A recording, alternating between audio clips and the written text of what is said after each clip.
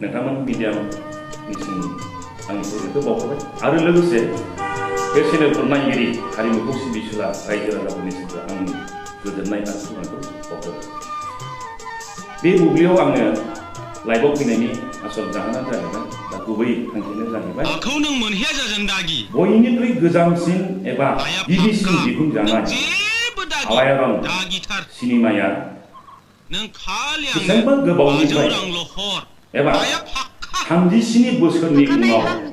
बे फिल्मा दिनै रनसायथाम बाजारनि गेवलां फोथाराव डिसेम्बर 17याव हट चेनेल हाबाफारि लानानै बे फिल्मखौ दिन्थिनाय जादों आरो टिकेटनि बेसेनखौ नोंथांमोननि गाहामनि थाखाय मात्र 100 रांल' खालामनाय जादों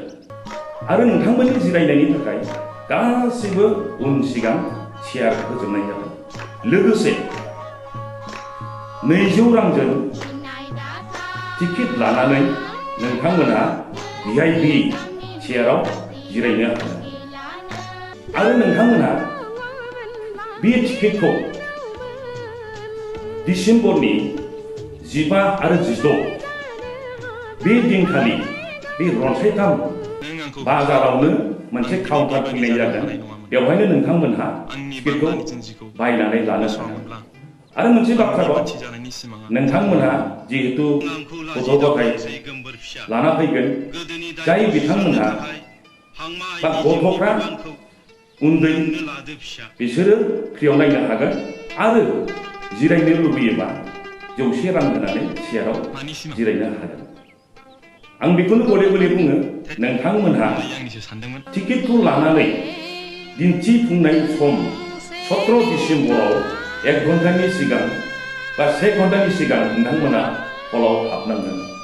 मानोना जोङो बे सावथुनखौ एबा फिल्मखौ 6:30 बिदिनिफ्रायनो जोङो जागायो नोंथांमोना गोसोआव लाखि 6:30 जोङो सावथुनखौ नोंथांमोननो दिन्थिगोन दासान्दि गोबां जायगायाव आलायारन सिनेमाखौ दिन्थिफुंनो गोबां जायगायाव बुकिं खालामबाय दा गोबाव समनि उनाव दिनै रायजो राजाफोरनि सिगाङाव फिन आरो आलायारन सिनेमा फैफिनबाय नोंथाङा बे सावथुननि सासे एक्टर हिसाबै नोंथाङा माबायदि दा गोसोखौ माबायदि गोजोननाय मोनदों आं नोंसिनि फट'खौ जि दाग्रा कम्पानियाव नोंथांनि सोंनाया बहुत गाहाम जादों बे बाथ्राखौ सोंनायाव आं गोजोननाय मोनदों बे आलायारन सिनेमाया माने 1984 जिथाम मार्चआव निफ्राय जागायजेननानै शुटिं जागायजेननानै बोसोरनैनि उनाव एबा 1986 जिथाम मार्चआव बे रिलिज जादोंमोन बे रिलिज जानाय 86 नि जितु आलायारन फिल्म बे फिल्मा जे दिनै 37 बोसोर जालांबाय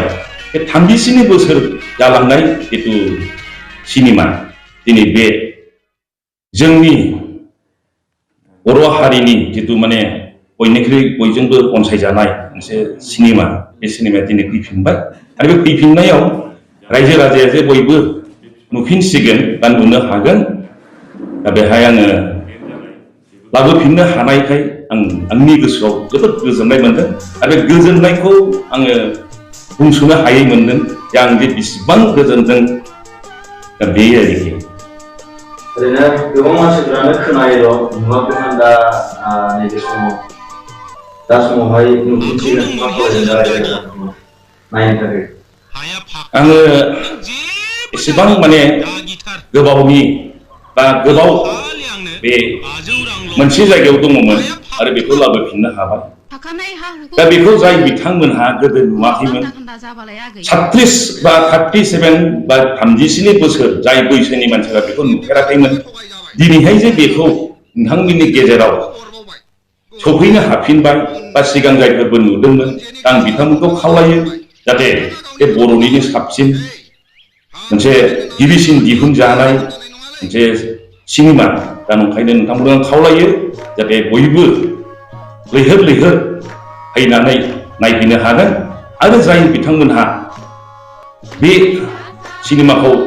नायनो थाखाय लुबैनानै दङ हास्थायनानै दं बिथांमोना गुबुन गुबुन जायगायाव लांनानैबो बे सिनेमाखौ नायनो हागोन आं खावलायो नोंथांमोनहा बयबो फै नायफै बेखौ बयबो दा बर' हारिनि जितु बे गिबिसिन सिनेमा आरो बे सिनेमाया जाहैबाय जोंनि माब्रै थायो माब्रै जायो बर' हारिनि जितु आखल आखु केरेक्टारिस्टिक्स बेखौ बेहाय दिन्थिनाय जादों बेनो आं खावलायो नोंथांमोना बेखौ नायनो दाबाव बयबो नायनो लैहोर लैहोर फैयो नोंनि बे नोंथांनि बे आलायारन सावथुनाव नोङो मोनसे फाव खालामनायनि मोनसे डायलगफोर दङ नामा? डायलगआथ' दङमोन दङ गावबा गावनि बेखौ बबे डायलगखौ होनो बेखौ मोनसे फिसा